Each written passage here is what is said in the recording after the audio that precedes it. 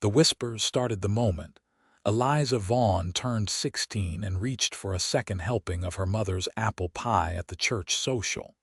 And by the time she turned 23 in the dusty Nevada town of Awahi in 1878, those whispers had become a chorus of certainty that no man would ever want a woman who enjoyed her meals quite so much. She stood in front of the general store on that scorching July afternoon, her chestnut hair pinned back in a practical bun, her green eyes scanning the latest shipment of flour and sugar, while Mrs. Henderson and her daughter Martha made no effort to lower their voices as they discussed Eliza's prospects, or rather, her complete lack thereof. "Third plate at the barn dance last week," Mrs. Henderson said, her thin lips pursed in disapproval. "No wonder she has not caught herself a husband.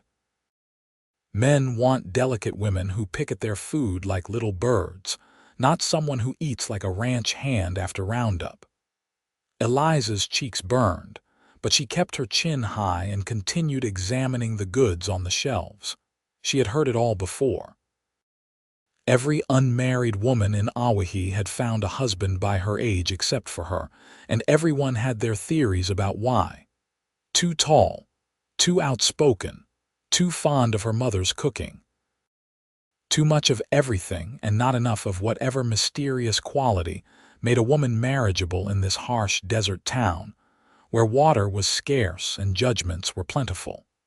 The truth was that Eliza loved food, truly loved it, in a way that seemed to scandalize the good people of Awahi. She loved the way bread smelled when it came fresh from the oven, the burst of flavor when she bit into a ripe peach, the comfort of a hearty stew on a cold night. Food was not just sustenance to her, but joy, celebration, comfort, and connection all rolled into one. Her mother, bless her soul, before she passed 2 years ago, had been the same way, and her father had loved that about her. But her father was gone now too, taken by pneumonia the previous winter, leaving Eliza alone with the small restaurant he had built on the edge of town. The Silver Sage dining room had been her mother's dream, a place where travelers coming through Awahi could get a decent meal, and her father had made it reality.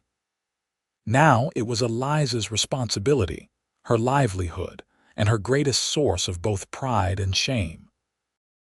Pride because she cooked better than anyone in 3 counties, and the miners and ranchers who stopped in always left satisfied.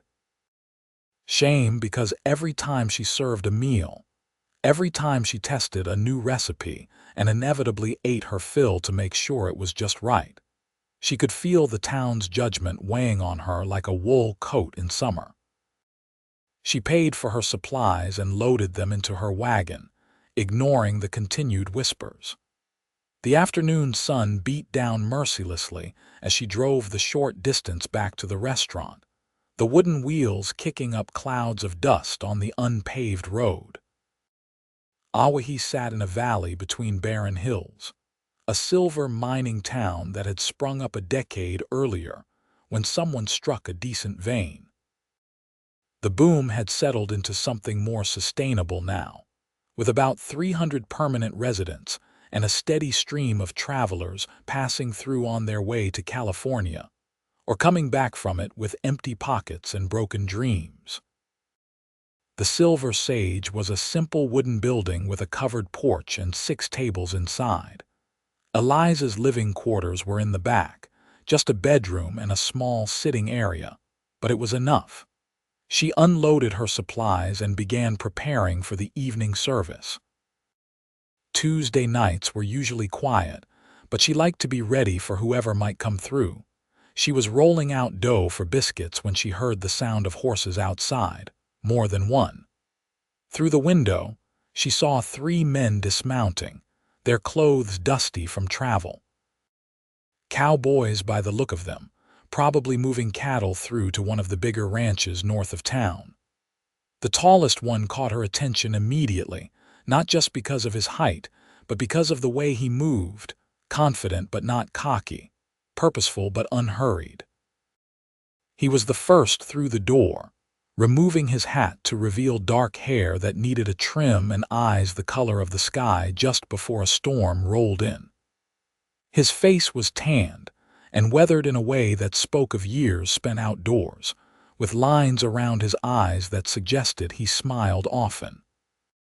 He looked to be around 27 or 28, old enough to have substance but young enough to have the lean, muscular build of a working man. "Good evening," Eliza said, wiping her flour-covered hands on her apron. "Seat yourselves wherever you would like. I will have menus out in just a moment." "Appreciate it, madam," the tall cowboy said, his voice a warm baritone with the hint of a Texas drawl. His two companions, both shorter and stockier, took seats at the table nearest the window, but he lingered for a moment, his gaze taking in the clean floors, the cheerful yellow curtains Eliza had sewn herself, and the chalkboard menu on the wall listing the day's specials. "This is a nice place you have here," he said. "Thank you. My father built it." Eliza found herself meeting his eyes and then looking away quickly, suddenly self-conscious in a way she rarely was anymore. "Beef stew is the special tonight with fresh biscuits and honey butter. Also have fried chicken, beans, cornbread, and apple cobbler for dessert. All of that sounds mighty fine." He smiled at her, a genuine smile that reached his eyes and made something in Eliza's chest flutter in a way she firmly told herself was inappropriate and pointless. "I am Isaac Vaughn, by the way, and those two are my brothers, Henry and Charles. We are driving a small herd up to the Rockingham Ranch."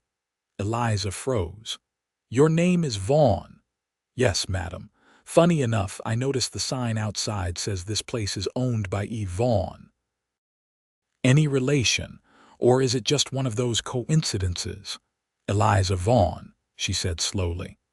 "No relation that I know of, but my father always said we probably had cousins scattered all over if we looked hard enough." Isaac's smile widened. "Well, if we are cousins, it must be distant enough not to matter. My grandfather came from Virginia, settled in Texas before I was born.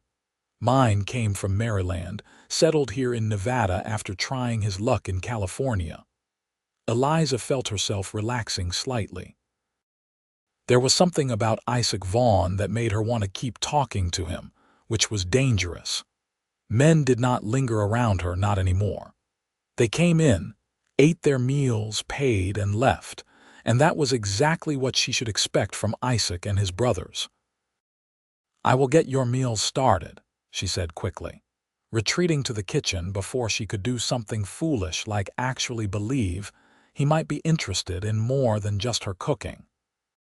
She worked efficiently, ladling out generous portions of stew, pulling hot biscuits from the oven, and arranging everything on plates with the care her mother had taught her. Presentation mattered, she always said. Food should be a feast for the eyes as well as the stomach. When she brought the plates out, she could not help but notice the way Isaac's face lit up at the sight of the meal. "This looks incredible," he said. "I have been dreaming of a home-cooked meal for the past 2 weeks." His brothers were already digging in, and the sounds of appreciation that followed made Eliza feel that familiar warmth of satisfaction. This was what she loved, feeding people, making them happy, giving them a moment of comfort and pleasure in a hard world. She busied herself with small tasks, refilling water glasses, checking that they had enough butter, but she kept finding her gaze drawn back to Isaac. He ate with clear enjoyment but without haste, savoring each bite in a way that suggested he understood food was meant to be appreciated. When he looked up and caught her watching him, he did not look away or make her feel awkward about it. Instead, he just smiled again. "This is the best meal I have had in months," he said. "You are an excellent cook, Miss Vaughn." "Thank you. Would you like seconds?" "There is plenty." "I would love seconds and thirds if you are offering."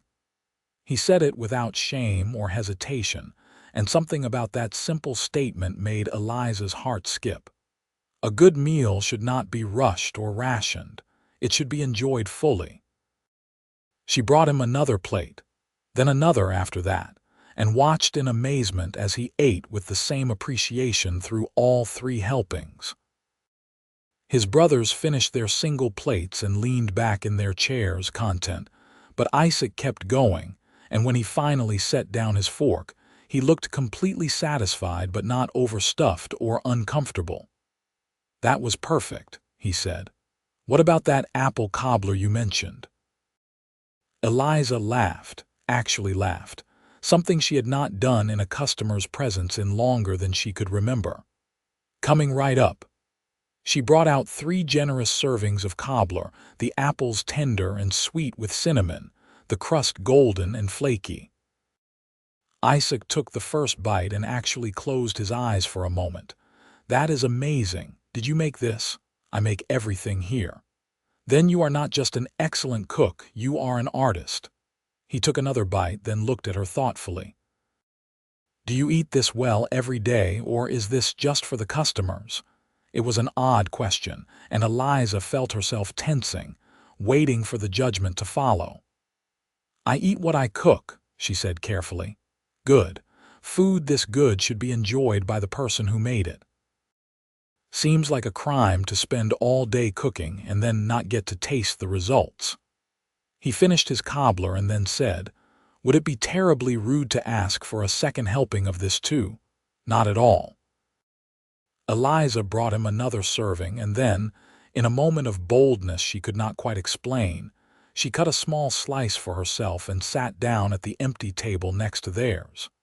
She had not eaten yet, having been too busy cooking, and suddenly she was hungry.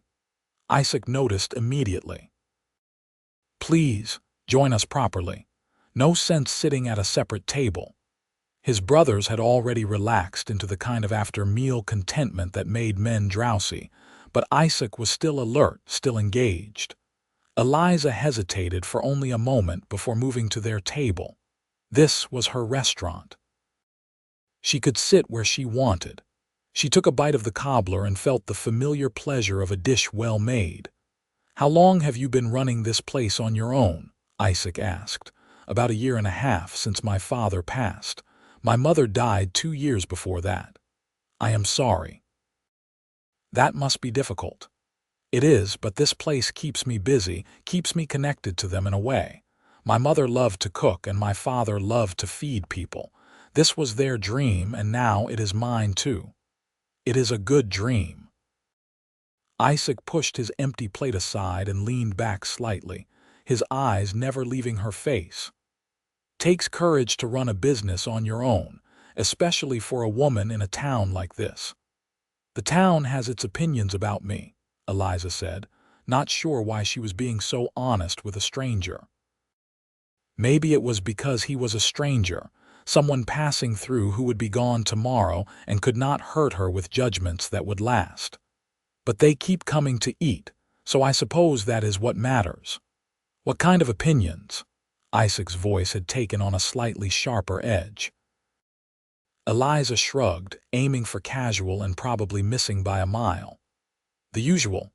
I am too old to be unmarried, too independent, too outspoken, too fond of my own cooking." "Too fond of your own cooking," Isaac repeated, his eyebrows drawing together in confusion. "What does that even mean?" "It means I eat too much to be considered marriageable material, apparently. Ladies are supposed to eat like birds, not like they actually enjoy food." The bitterness crept into her voice despite her best efforts to keep it neutral. Isaac was quiet for a long moment, his expression shifting through several emotions she could not quite read. Then he leaned forward, his elbows on the table, and said, "That is the stupidest thing I have ever heard." Eliza blinked. "Excuse me." "Begging your pardon for the language, but it is stupid. A woman who knows how to cook like this, who clearly loves food and understands it, that is not a flaw. That is a gift. Any man who would judge you for having an appetite is a fool who does not deserve to sit at your table." He spoke with conviction, his storm blue eyes intense on hers. I have traveled all over this territory, and I have learned that the best people are the ones who have an appetite for life, for experience, for joy. The ones who can find pleasure in a good meal or a beautiful sunset or a job well done. Those are the people worth knowing. Eliza felt her throat tighten with unexpected emotion. No one had ever said anything like that to her before. No one had ever suggested that her love of food was anything other than an embarrassing character flaw that needed to be hidden or overcome. "That is kind of you to say," she managed. "It is not kind, it is true." Isaac smiled at her again, softer this time. "Your appetite for life makes mine feel full, Miss Vaughn. Watching you enjoy that cobbler, seeing how much pride you take in your cooking, it reminded me that there is still joy to be found in simple things. I have been on the trail so long I almost forgot." The moment stretched between them, charged with something Eliza could not name but felt all the way to her bones. Then Charles yawned loudly and Henry stretched, breaking the spell. "We should find somewhere to bed down for the night," Henry said. "Early start tomorrow." Isaac stood, pulling money from his pocket and leaving it on the table, far more than the meal cost. "Thank you for the excellent dinner, Miss Vaughn. If we come through Awahi again, I will make sure to stop here." "You would be welcome," Eliza said, standing as well. She walked them to the door, and Isaac paused on the threshold. "I meant what I said," he told her quietly. "Do not let small-minded people make you feel small. You are clearly meant for more than their narrow definitions." Then he put on his hat, tipped it to her, and walked out into the evening with his brothers. Eliza stood in the doorway and watched them mount up and ride toward the edge of town, where a few rough hotels offered cheap rooms. Her heart was beating too fast, and her mind was spinning with the memory of his words, his smile, his complete and utter acceptance of something everyone else in her life had condemned. She told herself it was foolish to read anything into it. He was a cowboy passing through. She would never see him again. But that night, after she cleaned up and locked the doors and lay in her bed in the dark, she found herself replaying every moment of their conversation, and for the first time in a very long time, she fell asleep smiling. The next morning arrived with the usual desert heat, the sun climbing over the hills and turning the sky from pink to pale blue to the harsh white of full day. Eliza went through her morning routine, baking bread and preparing the ingredients for the day's meals. Wednesday was usually a bit busier than Tuesday, with miners coming into town for supplies and occasionally stopping for lunch. She was surprised when the door opened mid-morning and Isaac Vaughn walked in alone. "Good morning," he said, removing his hat again. "I hope I am not too early for lunch." "Not at all."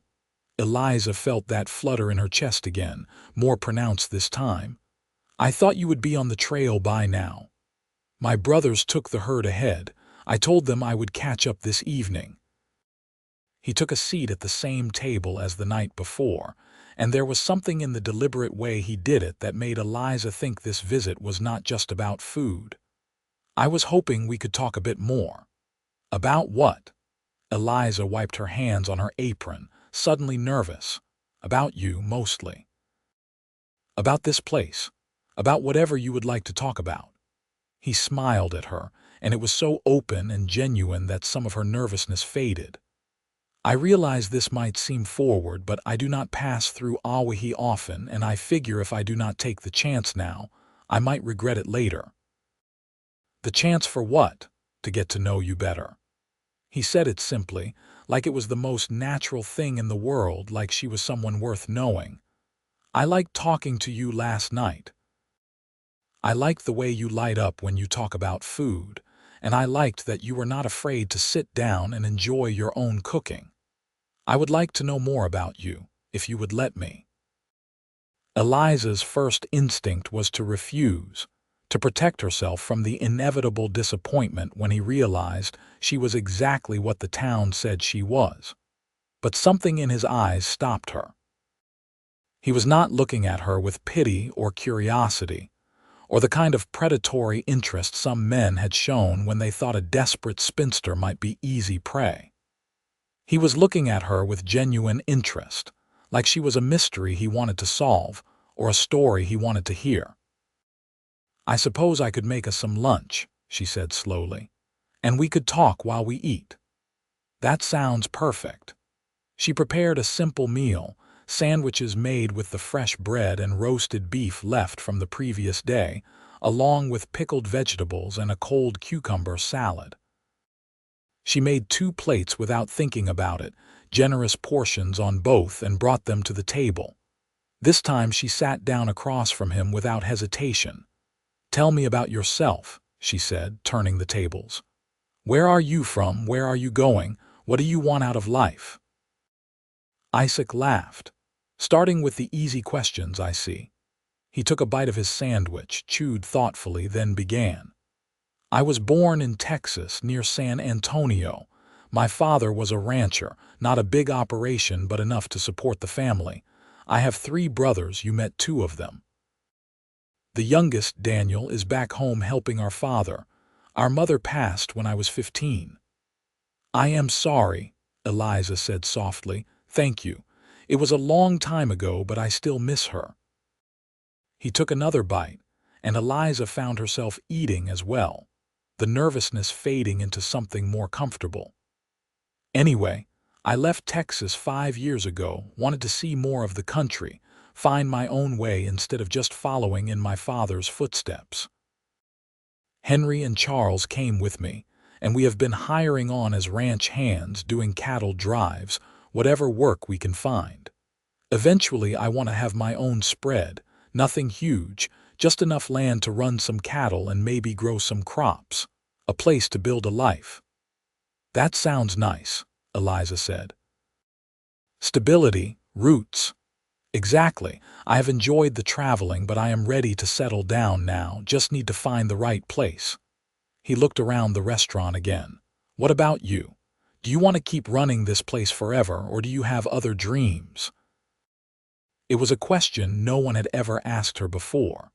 Everyone assumed the restaurant was her entire life, her only option as an unmarried woman with no prospects. She had never really let herself think about whether she wanted something different. "I love this place," she said carefully. "I love cooking. I love feeding people. I love the satisfaction of running a business. But sometimes I wonder what it would be like to cook just for a family instead of for strangers. To have someone to share meals with every day, someone who appreciates the work that goes into it." She felt her cheeks heat. "That probably sounds silly." "It does not sound silly at all, it sounds lonely." Isaac's voice was gentle. "You are surrounded by people every day, but you are still alone." "Yes." The admission came out as barely more than a whisper. "Yes, that is exactly it." They ate in silence for a moment, but it was a comfortable silence, the kind that did not need to be filled with chatter. When Isaac spoke again, his tone was thoughtful. "I know we just met, and I know I am going to sound crazy, but I feel like I need to say this anyway." He set down his sandwich and looked directly at her. "I think you are remarkable, Eliza Vaughn. I think the people in this town are blind if they cannot see what you have to offer, and I think any man would be lucky to sit across from you at a table for the rest of his life." Eliza's heart was pounding so hard she was sure he could hear it. "You do not even know me." "I know enough. I know you are talented and hardworking and passionate about what you do. I know you are kind, because you treated me and my brothers like honored guests instead of just customers. I know you are brave, because you are running this business alone in a town that judges you unfairly. And I know you have a capacity for joy that most people do not, because I saw it in your face when you tasted that cobbler last night." He reached across the table, not quite touching her hand but close enough that she could feel the warmth of his palm. "I also know that I have not been able to stop thinking about you since I walked out that door yesterday. Isaac." She did not know what else to say. Her mind was racing, part of her screaming that this was too good to be true, that he would leave and she would never see him again, that she was setting herself up for heartbreak. But another part, a part that sounded suspiciously like her mother's voice, was saying, "This is what you have been waiting for." "I need to catch up with my brothers today," Isaac continued. "But the job at the Rockingham is only going to take a week, maybe two. After that, I am a free man. What if I came back through Awahi? What if we spent some time together, got to know each other properly? See if this feeling I have is real or just the result of too much time on the trail and the best apple cobbler in Nevada." Despite everything, Eliza laughed. "That seems fair." "So you will give me a chance? Give us a chance?" She looked at him, really looked at him, taking in the hope in his eyes and the slight nervousness that suggested he was not nearly as confident as he seemed. He was offering her something she had given up on ever having, the possibility of connection, of romance, of a future that included someone else. It was terrifying and thrilling in equal measure. "Yes," she said. "Come back and we will see what happens." The smile that broke across Isaac's face was like sunrise over the desert, bright and warm and full of promise. He reached across the table fully now and took her hand, his calloused fingers gentle around hers. "I will be back before you know it," he said. "And Eliza, I want you to promise me something." "What?" "Promise me you will not let the gossips get to you while I am gone. Promise me you will keep being exactly who you are, appetite and all." She squeezed his hand. "I promise." He stayed another hour, and they talked about everything and nothing, comfortable in a way that should not have been possible between two people who barely knew each other. When he finally stood to leave, Eliza walked him to the door again, and this time when he paused on the threshold, he lifted her hand and pressed a gentle kiss to her knuckles. "2 weeks," he said. "I will be back in 2 weeks." Then he was gone, riding north out of town, and Eliza was left standing in her doorway with her hand tingling and her heart full of something that felt dangerously like hope. The 2 weeks that followed were some of the longest of Eliza's life. She threw herself into her work, experimenting with new recipes and improving old ones, but through it all, she found herself thinking about Isaac. She replayed their conversations, analyzed every word, and alternated between excitement and terror about what might happen when he returned. The town gossips noticed her distraction. Mrs. Henderson came in for lunch 3 days after Isaac left and made a pointed comment about how Eliza seemed to have her head in the clouds lately. Martha Henderson, who had married at 18 and now had 2 small children at 21, suggested that perhaps Eliza was finally accepting her spinster fate and learning to find contentment in her situation. Eliza just smiled and brought them their food, refusing to let them bait her into an argument. She had made a promise to Isaac, and she intended to keep it. On the 10th day, a dusty prospector came through with news that there had been some trouble at the Rockingham ranch. A dispute over water rights had turned ugly, and there had been a shooting. The man did not know details, just that some cowboys had been hurt, and the sheriff from the next county over had been called in. Eliza felt her blood turn cold. Isaac had said he would be at the Rockingham. What if he had been involved in the trouble? What if he was hurt or worse? She tried to tell herself she was being ridiculous, that Nevada was a big place, and there were lots of cowboys and probably none of them were Isaac, but the fear lodged in her chest and would not dislodge. She burned a batch of biscuits for the first time in years, too distracted to pull them out on time. She snapped at a customer who complained that his coffee was not hot enough. She lay awake at night staring at the ceiling and imagining all the terrible things that might have happened. On the 14th day, Isaac walked through her door. Eliza was so relieved she nearly burst into tears right there in front of the lunch crowd. He looked tired and dusty but whole, and when he saw her, his face transformed with that same sunrise smile. "I told you I would come back," he said. She wanted to run to him, to throw her arms around him and assure herself he was real and solid and safe, but there were 6 other people in the restaurant watching with open curiosity. Instead, she just said, "Welcome back. Are you hungry? Starving?" She made him a feast, everything she had been planning in her head for days, and when she brought it out, she saw his eyes widen with appreciation. The lunch crowd gradually filtered out, and finally they were alone. "I heard there was trouble at the Rockingham," Eliza said, sitting across from him. "I was worried about you. It was nothing to do with us directly. The ranch owner had a dispute with a neighbor and it got out of hand. We just kept our heads down and did our job." He reached across the table and took her hand, like it was the most natural thing in the world. "You were worried about me. Of course I was worried about you. I barely know you, and I was still terrified something might have happened to you." The admission felt vulnerable and scary, but his hand was warm around hers and she could not seem to hold the words back. "Is that foolish?" "No. It is wonderful." He stood up, pulling her gently to her feet, and suddenly they were standing close enough that she could see the silver flecks in his blue eyes. "I was worried about you too. Worried you might change your mind. Worried I might have imagined how well we connected.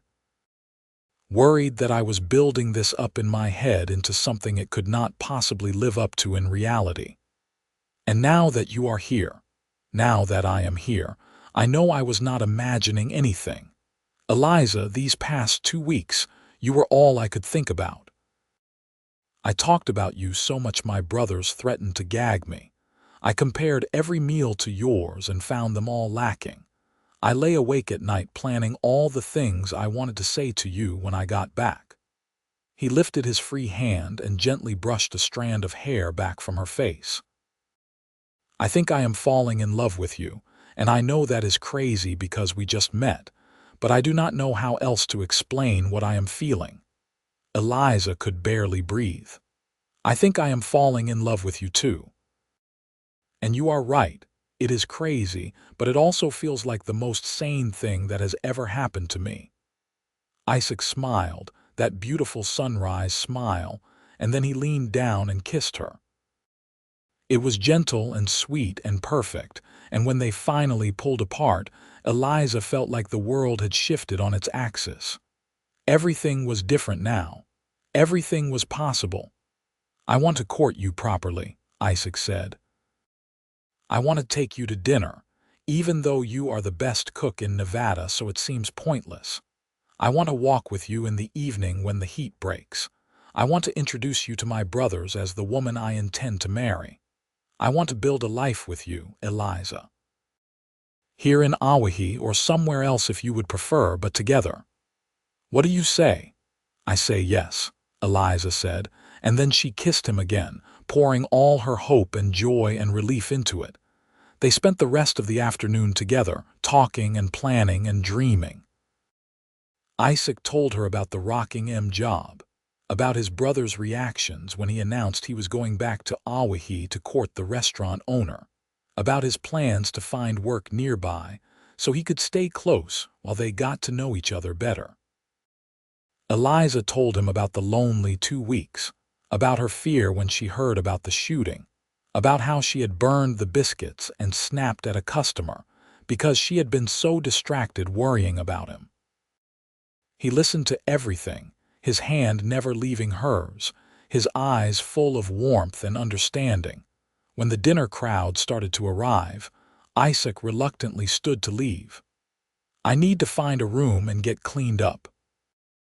But I will be back for dinner, and tomorrow we can spend the whole day together if you would like."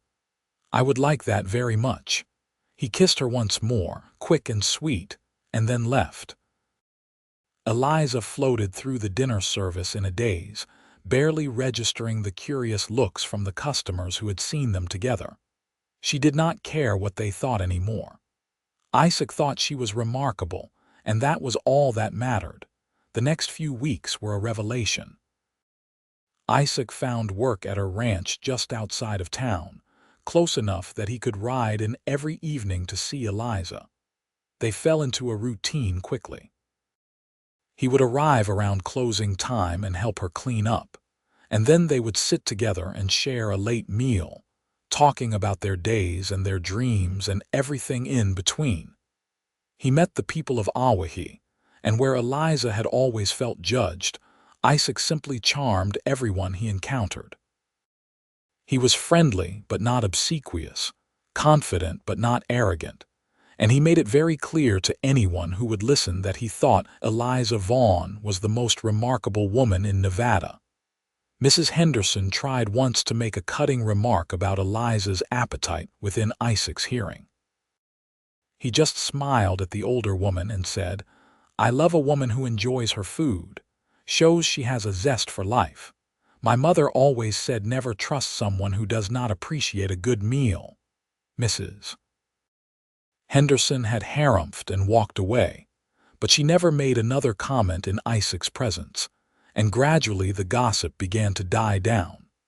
It was hard to maintain that Eliza was unmarriageable when a handsome, hard-working cowboy was very obviously courting her with serious intentions. 3 weeks after Isaac's return to Awahi, he took Eliza on a picnic up into the hills outside town. She packed a basket full of food, fried chicken and biscuits and a berry pie, and they rode out together on his horse, Eliza sitting in front of him with his arms around her, feeling safer than she had ever felt in her life. They found a spot under a scraggly juniper tree, one of the few bits of shade in the barren landscape, and spread out a blanket. The desert stretched out below them, harsh and beautiful, and in the distance, they could see the buildings of Awahi shimmering in the heat. They ate slowly, savoring both the food and the time together. Isaac ate with his usual appreciation, and Eliza found herself eating more freely than she had in years, not worrying about portion sizes or what it looked like, just enjoying the meal and the company. "I love watching you eat," Isaac said suddenly. Eliza felt herself blush. "That is an odd thing to say." "Maybe, but it is true. You take such joy in it. It is like watching someone experience something wonderful. Most people just eat to fuel their bodies, but you eat because you love it, and that is beautiful." He set down his chicken leg and turned to face her more fully. "Everything about you is beautiful, Eliza. Your passion for your work, your kindness to everyone who walks through your door, your courage in the face of people who do not appreciate you. I look at you and I see someone who is fully alive, and it makes me want to be more alive too. Your appetite for life makes mine feel full," Eliza said softly, remembering his words from that first night. "Exactly. We feed each other in every way that matters." He reached into his pocket and pulled out a small velvet box. Eliza's heart stopped.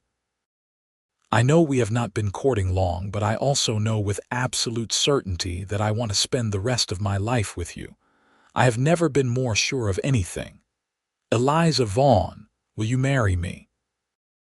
He opened the box to reveal a simple gold band with a small diamond, nothing fancy but clearly chosen with care. Eliza felt tears prick her eyes. "Yes," she said. "Yes, absolutely yes." Isaac slipped the ring onto her finger, and then he was kissing her, and she was kissing him back, and the desert wind whipped around them carrying the scent of sage and dust and the promise of everything to come. They returned to town that evening as an engaged couple, and the news spread through Awahi like wildfire. Most people were surprised but supportive, happy to see Eliza finally finding love. A few, like Mrs. Henderson, were more grudging in their congratulations, but even they could not deny that Isaac and Eliza seemed genuinely happy together. They were married 6 weeks later in a simple ceremony at the small church on the edge of town. Isaac's 3 brothers came down from Texas for the wedding, and his father sent a letter full of warmth and welcome for his new daughter-in-law. Eliza wore her mother's wedding dress, carefully preserved all these years, and carried a bouquet of wildflowers Isaac had picked that morning from the hills outside town. The ceremony was brief, the preacher speaking about love and commitment and the sacred bond of marriage. When Isaac said his vows, his voice was strong and clear. "Eliza, I promise to love you exactly as you are, to appreciate your appetite for life in all its forms, to share in your joys and your sorrows, and to build a life with you that honors both our dreams. I promise to always make you feel cherished and valued, and to never let you forget how remarkable you are." Eliza's voice shook as she said her own vows. "Isaac, I promise to love you with everything I have, to support your dreams as you have supported mine, to share my life and my table with you always, and to never stop being grateful that you walked into my restaurant on that July evening. You saw me when no one else did, and I will spend the rest of my life showing you what that means to me." When the preacher pronounced them husband and wife, Isaac kissed her like they were the only 2 people in the world, and the small crowd in the church erupted in applause. The reception was held at the Silver Sage, of course, and Eliza had spent days preparing a feast. There was roast beef and fried chicken, mashed potatoes and gravy, fresh bread and butter, 3 kinds of pie, and a beautiful cake she had stayed up half the night decorating. The tables were crowded with food, and for once, no one made a single comment about portions or appetite. They ate and drank and celebrated, and Eliza felt surrounded by love. Isaac's brothers gave speeches that had everyone laughing, talking about how Isaac had not shut up about Eliza from the moment he met her, how they had known he was a goner when he rode back north to the Rockingham, and spent the entire time staring off into the distance like a lovesick calf. "I have never seen him like this," Henry said, raising his glass. "My brother has always been practical, focused, knew exactly what he wanted and how to get it. But Eliza, you turned him into a poet. He was describing the taste of your apple cobbler like it was a religious experience. And you know what? After meeting you and tasting your cooking for myself, I understand completely. To Isaac and Eliza, may your life together be as sweet as her desserts and as satisfying as her suppers." Everyone drank to that, and then it was time for the bride and groom to cut the cake. Eliza and Isaac fed each other bites, gentle and playful, and the crowd cheered again. As the evening wore on and the guests began to filter out, Isaac pulled Eliza aside. "Are you happy?" he asked. "Happier than I ever thought possible," she said honestly. "Are you?" "Beyond measure." He kissed her forehead. "Thank you for taking a chance on a cowboy passing through. Thank you for seeing past what everyone else saw." They spent their wedding night in the rooms behind the restaurant, the space that had been Eliza's alone now shared with her husband. Isaac carried her over the threshold, despite her laughing protests that she was too heavy, and he set her down gently in the middle of the small bedroom. "You are perfect," he said, and then he proceeded to show her just how perfect he thought she was, his hands and mouth worshipping every inch of her until she was breathless and boneless, and more in love than she had been even at the altar. Afterward, they lay tangled together in the narrow bed, skin to skin, hearts beating in sync. Isaac traced lazy patterns on her shoulder, and Eliza felt a contentment so deep it was almost overwhelming. "What happens now?" she asked. "Do we stay here?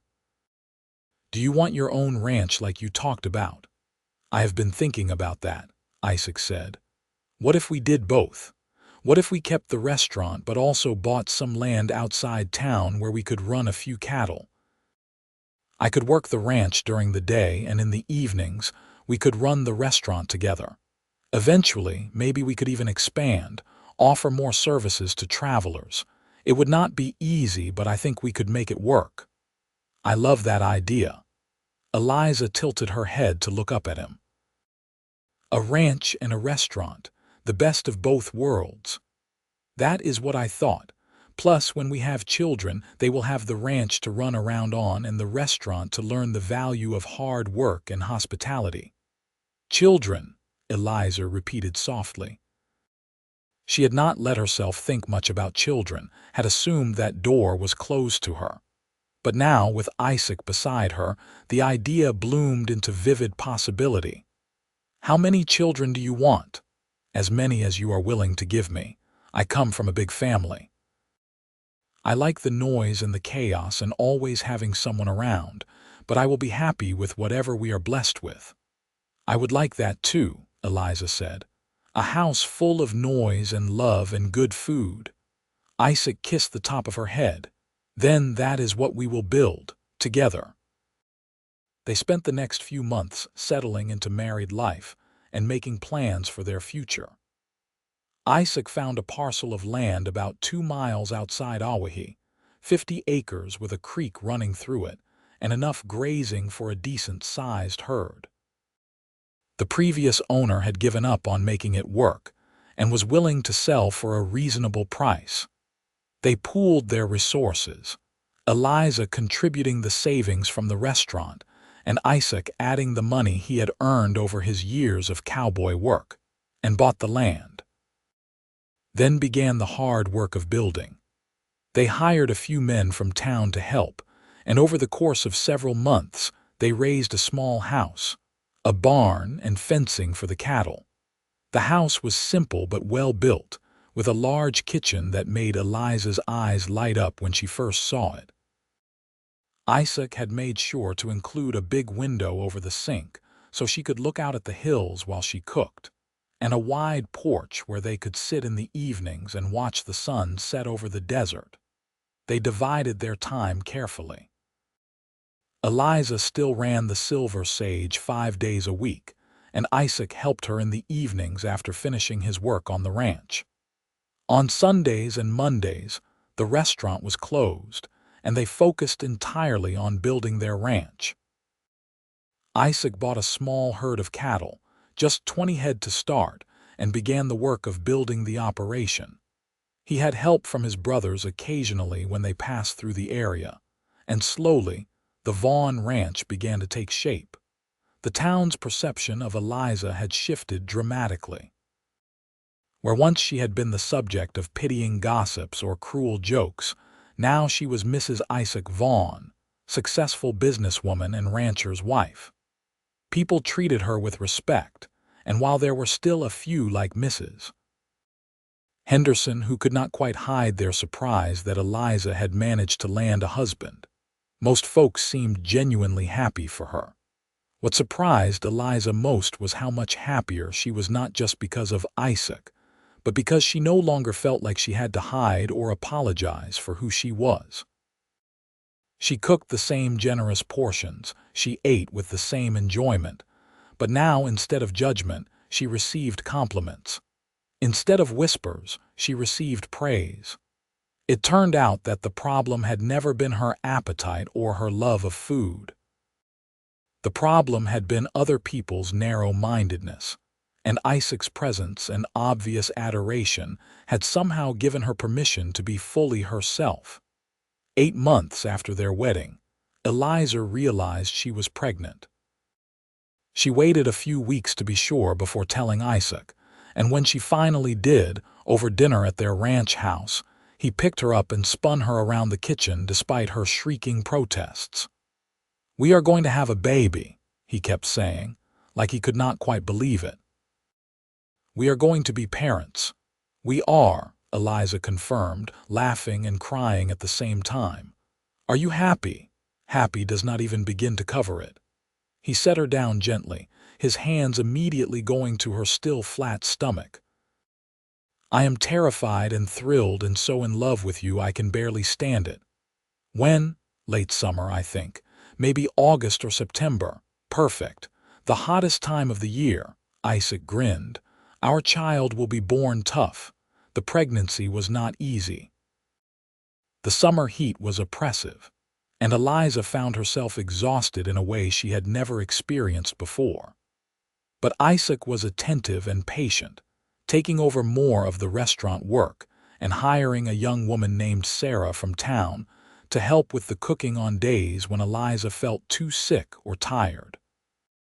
Their son was born on September 3, 1879, after a long and difficult labor that left Eliza exhausted but elated.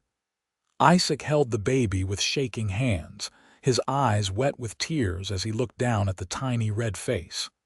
"He is perfect," Isaac whispered. "He looks like you." "He looks like a squashed tomato," Eliza said, but her voice was full of love. "But he is our squashed tomato." They named him James after Isaac's father, with the middle name Robert after Eliza's father. Little James was a healthy baby with a good set of lungs, and he quickly became the center of their world. Eliza cut back on her hours at the restaurant, opening only 4 days a week instead of 5, and spent more time at the ranch house with James. Isaac was a devoted father, coming in from the fields at midday to check on his wife and son, and spending every evening holding the baby and singing him soft lullabies in his Texas drawl. As James grew from infant to toddler, the Vaughn ranch prospered. Isaac expanded the herd carefully, never taking on more than he could handle, and the cattle brought in steady income. The restaurant continued to do well, especially as word spread about Eliza's cooking, and travelers began to specifically plan their routes through Owyhee to eat at the Silver Sage. When James was 2, Eliza discovered she was pregnant again. This time she knew what to expect, and while the pregnancy was still uncomfortable, she felt more prepared. Their daughter was born in the spring of 1882, a tiny thing with dark hair and Isaac's blue eyes. "What should we name her?" Isaac asked, cradling the baby while James jumped around the bedroom demanding to see his new sister. "I was thinking Elena after my mother," Eliza said. "Elena Rose." "Elena Rose Vaughn," Isaac repeated. "It is beautiful, she is beautiful, you are beautiful. I am the luckiest man alive." Elena was a quieter baby than James had been, content to watch the world with those serious blue eyes. She grew into a sweet, thoughtful child who loved to follow her mother around the kitchen, standing on a stool to help stir pots and knead bread dough. James was all energy and mischief, more interested in following his father around the ranch and learning about cattle and horses. He had Isaac's easy charm and Eliza's stubborn determination, a combination that meant he got into plenty of trouble but usually talked his way out of consequences. The years passed in a blur of hard work and happiness. The ranch grew, the restaurant thrived, and the Vaughn family became a fixture in Owyhee. Isaac and Eliza were known as the couple who had proven the gossips wrong, who had built something real and lasting out of what should have been a fleeting encounter. But what the town saw was only the surface. What they did not see were the quiet moments that made up the fabric of their marriage. They did not see Isaac surprising Eliza with wildflowers picked on his way home from the fields. They did not see Eliza making Isaac's favorite pie just because it was Tuesday and she loved him. They did not see the two of them sitting on the porch after the children were asleep, holding hands and watching the stars come out over the desert. They did not see the way Isaac still told Eliza she was beautiful every single day, or the way Eliza still cooked with the same passion and joy she had always had, secure in the knowledge that her appetite for life was not a flaw but a gift. They did not see the way the family gathered around the table every evening, sharing food and stories and laughter, creating memories that would last a lifetime. When James was 6 and Elena was 4, Isaac came home one evening with news that his father had passed away peacefully in his sleep back in Texas. He was sad but not devastated. His father had lived a full life, and Isaac had made sure to visit regularly with Eliza and the children, so there were no regrets or unfinished business between them. What Isaac had not expected was the letter from the family lawyer explaining that his father had left him a substantial sum of money. His share of the family ranch in Texas sold and divided among the four brothers. It was more money than Isaac had ever imagined having, enough to expand the ranch significantly or even buy another property. "What do you want to do with it?" Eliza asked as they sat on the porch that night, the children long asleep inside. "I do not know," Isaac admitted. "Part of me wants to expand the ranch, maybe hire some hands so I do not have to work quite so hard.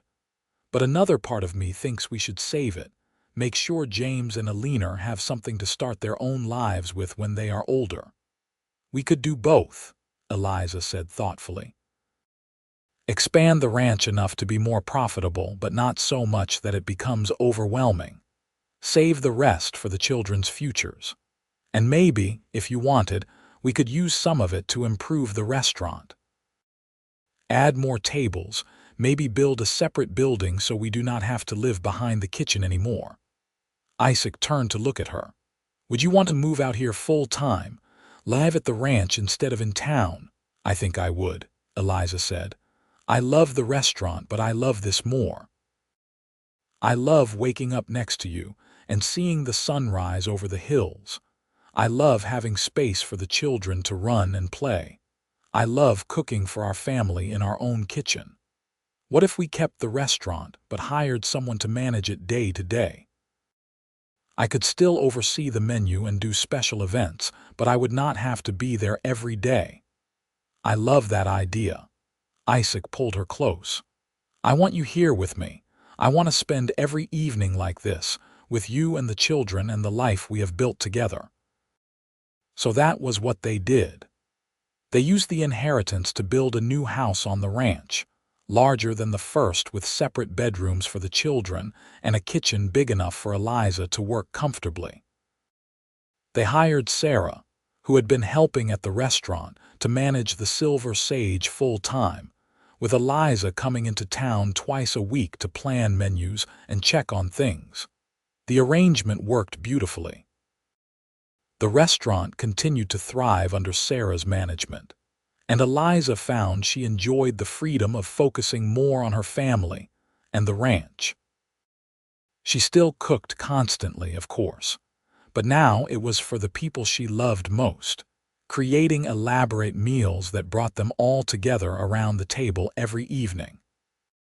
Isaac expanded the ranch operation, hiring 2 hands to help with the cattle and building additional outbuildings for storage and equipment. The Vaughn Ranch became known as one of the most successful small operations in the area, and Isaac's reputation as a fair employer and skilled rancher brought respect from his peers. But the best part, the part that mattered most to both of them, was the family they were building. James grew into a tall, strong boy who loved working alongside his father and dreamed of running the ranch himself someday. Alina grew into a thoughtful, creative girl who loved cooking with her mother and had a talent for making people feel welcome and cared for. When James was 10 and Alina was 8, Eliza found herself pregnant once more, a surprise that left her both delighted and slightly panicked. She was 36 now, older than most women having babies, and she worried that her body would not handle the pregnancy as well as it had the previous 2. But Isaac was thrilled, and his joy was infectious. "We are going to have another baby," he told the children at dinner that night. "A little brother or sister for you too." James looked skeptical. "Are you sure you want another one? I thought you said 2 kids were plenty of chaos." "I say a lot of things," Isaac replied, grinning, "but I never pass up a blessing when it is offered." The pregnancy was indeed harder than the previous two, with more aches and pains and exhaustion. But Eliza was surrounded by love and support, and when their second son was born in the early spring of 1889, healthy and howling, she felt nothing but gratitude. They named him Thomas, and he was a perfect blend of both his parents, with Isaac's blue eyes and Eliza's dark hair. He was a happy, easy baby who seemed content as long as he was being held, and his older siblings doted on him constantly. Life settled into a new rhythm with 3 children. The days were full and busy, with ranch work and cooking and the constant demands of parenthood, but Eliza had never been happier. This was everything she had dreamed of during those lonely years running the restaurant alone. A family to cook for, a husband who loved her exactly as she was, children who brought joy and chaos and purpose to her days. On their 10th wedding anniversary, Isaac surprised Eliza with a trip to San Francisco. They left the children with Isaac's brother Henry, who had settled in Nevada and married a local woman, and took the train west. Eliza had never been to a big city before, and the sights and sounds overwhelmed her at first. But Isaac guided her through it all, and they spent 3 glorious days exploring. They ate at fancy restaurants where Eliza critiqued the food and inevitably declared her own cooking better. They walked along the waterfront and watched the ships come and go. They stayed in a hotel with indoor plumbing and electric lights, marvels that Eliza found both amazing and slightly unsettling. On their last evening, as they sat in a restaurant overlooking the bay, Isaac took her hand across the table. "Do you remember what I said to you that first night we met?" he asked. "You said a lot of things that night," Eliza replied, smiling. "I said your appetite for life makes mine feel full. I have been thinking about that a lot lately, about how true it still is after all these years." He squeezed her hand. "You make everything better, Eliza. Every meal tastes better because you made it. Every sunset is more beautiful because I am watching it with you. Every day feels full of possibility because I know I get to spend it by your side. You gave me a life I did not even know I wanted, and I wake up grateful for it every single morning." Eliza felt tears prick her eyes. "You gave me the same thing. You saw me when no one else did. You made me believe I was worthy of love and respect. You gave me a family and a home and a future I thought was impossible. Everything good in my life started the day you walked into my restaurant." "Then I guess we are both pretty lucky," Isaac said. "The luckiest," Eliza agreed. They returned to Awahi and fell back into their routine, but with a renewed appreciation for what they had built together. The years continued to pass, marked by the usual milestones and challenges. James grew into a capable young man who took over more and more of the ranch responsibilities. Alina developed a talent for business and began helping Sarah manage the restaurant. Thomas, the baby, turned out to have a gift for working with horses and spent his days training and gentling the wild mustangs Isaac would occasionally bring in from the hills. In the summer of 1895, when James was 16, he announced that he wanted to marry his sweetheart, a girl named Lucy from a neighboring ranch. Isaac and Eliza gave their blessing, pleased that their son had found someone who made him happy. The wedding was held at the Vaughn Ranch, with Eliza cooking for days beforehand to create a feast worthy of the occasion. As she watched James say his vows, Eliza felt the circle completing itself. Her son was starting his own family now, beginning his own journey of building a life with someone he loved. She thought about the young woman she had been, alone and lonely, and convinced she would never have this, and she felt overwhelmed with gratitude for the path her life had taken. "Are you crying?" Isaac whispered, standing beside her with his arm around her waist. "Happy tears," Eliza whispered back, "just thinking about how far we have come." "We have come a long way," Isaac agreed, "and we still have a long way to go together." Elena married 3 years later, a lawyer from Virginia City who had stopped at the Silver Sage for dinner and been so impressed with the food that he returned every week until he finally worked up the courage to ask who had cooked his meal. Elena introduced him to Eliza, and the rest, as they say, was history.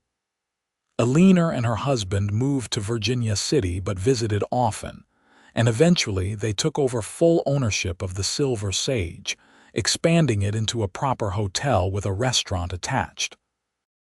Thomas was the last to leave home, heading east at 21 to work on a large horse ranch in Wyoming, where he could learn advanced training techniques. He wrote long letters home describing everything he was learning, and Isaac and Eliza read them aloud to each other in the evenings, proud of their youngest son's passion and dedication. With all 3 children grown and gone, Isaac and Eliza found themselves alone together for the first time in over 20 years.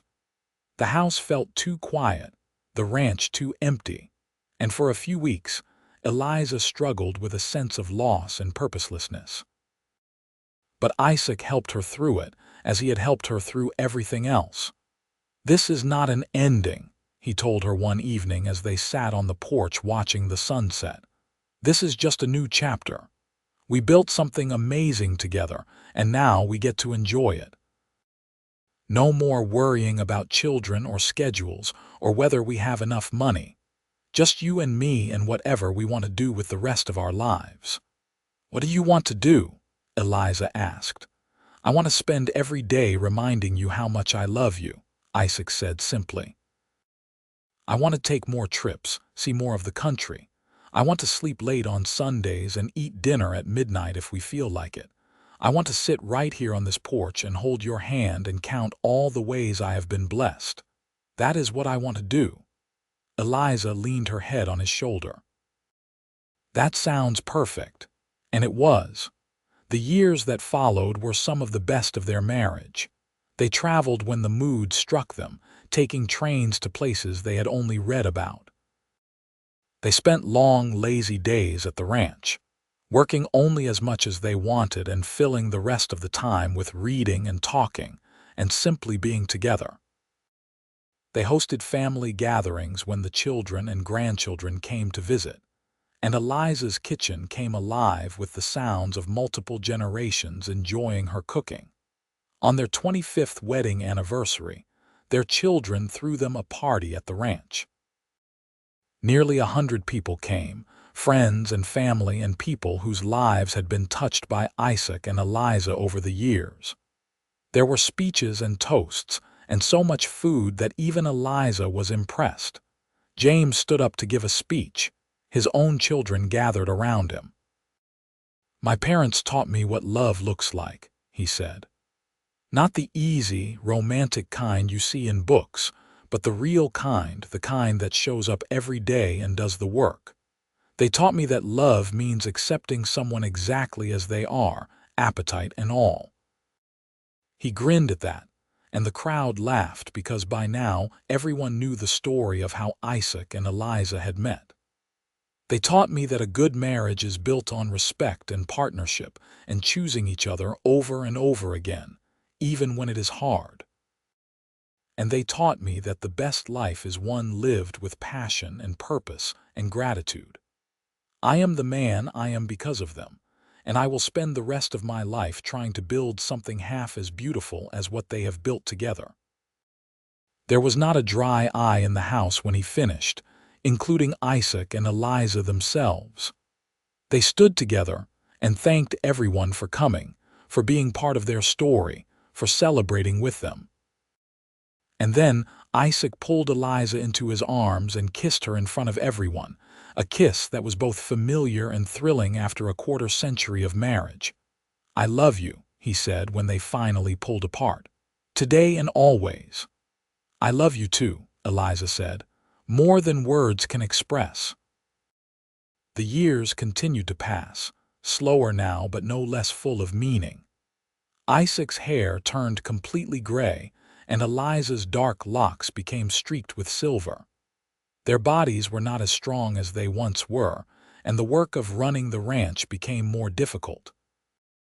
Eventually, James moved back to the ranch with his family, taking over the day-to-day operations while Isaac transitioned into an advisory role.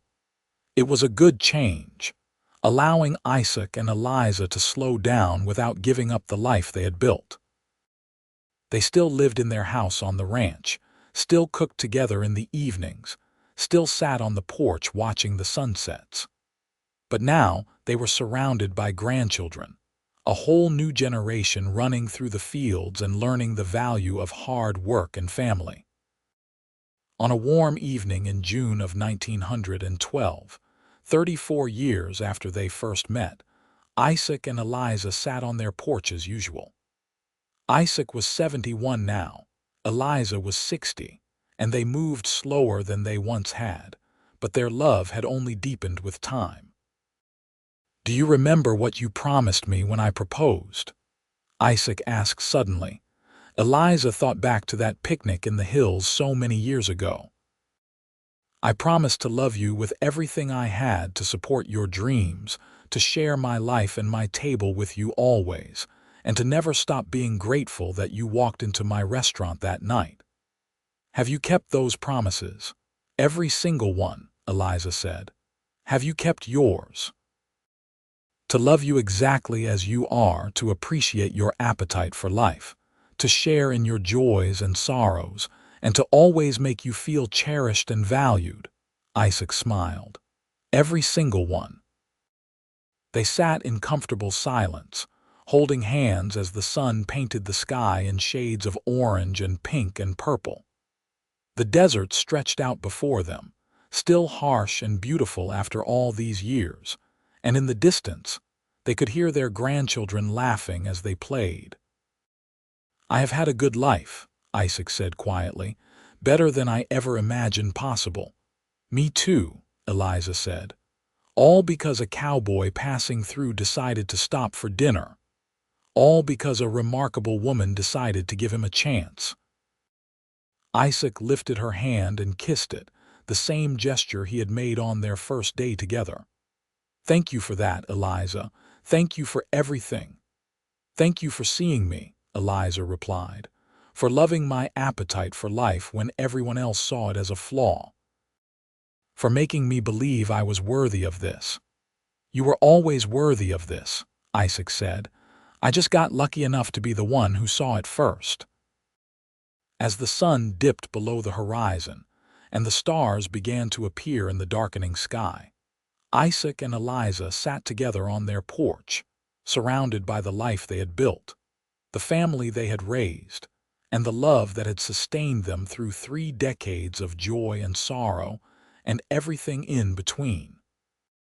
They had proved all the gossips wrong, had built something real and lasting out of a chance meeting and a shared meal, and they would spend whatever time they had left continuing to choose each other, day after day, just as they always had. In the years that followed, they continued their quiet life at the ranch, surrounded by family and love. Isaac's health began to fail slowly, his body finally giving in to the decades of hard work, but his spirit remained strong. Eliza cared for him with the same devotion he had always shown her, cooking his favorite meals and sitting with him for hours, holding his hand and reminiscing about their life together. He passed peacefully in his sleep in the spring of 1916, at the age of 75, with Eliza beside him. She held his hand as he took his last breath, and even through her grief, she felt grateful. Grateful for the 38 years they had shared, grateful for the family they had created, grateful for every moment of love and laughter and joy. She lived for another 12 years after Isaac's death, cared for by her children and grandchildren, still cooking when her hands were steady enough, still sharing stories about the cowboy who had walked into her restaurant and changed her life forever. She never remarried, never even considered it. Isaac had been her one great love, and nothing could ever replace what they had shared. When she passed peacefully in her sleep in 1928, at the age of 76, she was buried beside Isaac on a hill overlooking the ranch they had built together. The headstone reads simply, "Eliza and Isaac Vaughn together forever. Appetite for life undiminished."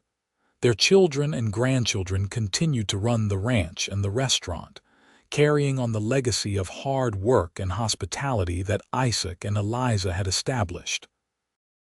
The story of how they met became family legend, told and retold to each new generation as an example of what real love looked like. And sometimes, on quiet evenings when the sunset painted the desert in shades of gold and purple, the family gathered on the porch of the old ranch house and swore they could feel Isaac and Eliza's presence, still sitting together, still holding hands, still choosing each other for all eternity. The love they had built had not ended with death. It lived on in the family they had created, in the values they had instilled, and in the simple truth that had sustained them from that very first night, that an appetite for life, fully embraced and freely shared, was not a flaw but a blessing, and that true love meant seeing and celebrating exactly who someone was. No holds barred, no apologies needed, just acceptance and joy and the daily choice to build something beautiful together. Their story became a testament to the power of seeing beyond society's narrow judgments, of recognizing worth where others saw only flaws, and of building a life based on genuine connection rather than superficial expectations. In a harsh desert town where water was scarce and judgments were plentiful, Isaac and Eliza Vaughn had created an oasis of love and acceptance that sustained not just themselves, but generations of family that followed. The Silver Sage restaurant continued to operate well into the 20th century, eventually becoming a landmark in Awahi, a place where travelers still stopped to experience the legendary hospitality that Eliza had established and that her descendants maintained.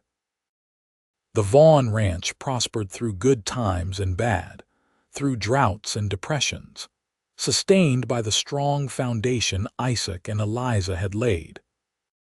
But more than the physical legacy of businesses and property, what Isaac and Eliza left behind was something far more precious, a model of what marriage could be when built on genuine respect, admiration, and acceptance. They had shown that love was not about changing someone to fit a mold, but about celebrating who they were and helping them become even more fully themselves.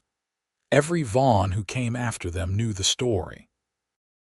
They knew about the woman who was told she ate too much to ever wed, and the cowboy who said her appetite for life made his feel full. They knew about the chance meeting in a restaurant on a hot July evening, about the instant connection that defied logic but felt absolutely right. They knew about the 38 years of marriage that followed, years filled with hard work and laughter, challenges and triumphs, and above all, unwavering love, and they tried, each in their own way, to live up to that legacy. To see people as they truly were, not as society said they should be. To build relationships based on acceptance rather than judgment. To approach life with the same appetite for joy that Eliza had embodied and that Isaac had celebrated. To remember that the best meals were the ones shared with people you loved, and that the best lives were the ones lived fully, without apology or restraint. The desert wind still blew across the Nevada hills, carrying the scent of sage and dust and possibility. The sun still set in brilliant colors over the barren landscape, beautiful in its harshness. And on the Vaughn Ranch, generation after generation continued to gather around the table, sharing food and stories and love, keeping alive the memory of two people who had proved that the gossips were wrong, that true love existed, and that the greatest adventure of all was finding someone who saw you exactly as you were and loved you not despite it, but because of it. Isaac and Eliza Vaughn's love story became more than just family history. It became a reminder that in a world full of judgment and narrow expectations, the bravest and most rewarding choice was to be authentically yourself, and to find someone who celebrated that authenticity. Their story whispered to lonely hearts that somewhere out there, someone would see their supposed flaws as gifts, their appetite for life as something to be cherished rather than criticized, their unique qualities as reasons to love them more, not less. And so their legacy lived on, not just in the buildings they had built or the land they had worked, but in the hearts of everyone who heard their story and dared to believe that love like theirs was possible.